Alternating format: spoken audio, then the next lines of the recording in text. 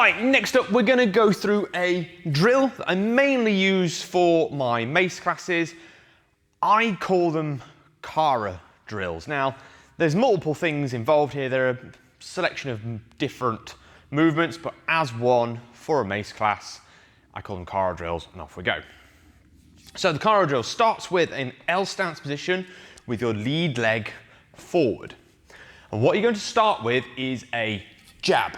So jab to about shoulder head height, and we use both hands, use the back hand to push as well as the front hand to push. So we jab. The next movement is to go for a hook. So we take the tail out to the side and punch around so that the mace head ends up on your shoulder. Don't worry, I'll change directions in a moment. And then from the shoulder, we slam down, so we smash down to about hip height, which sets you up for the next jab.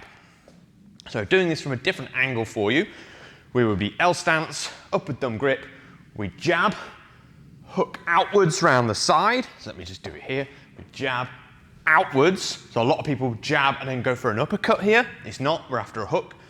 Jab, hook, we come all the way around, mace head is on the shoulder, ready for a downward slam, and you're straight into the next sequence of events.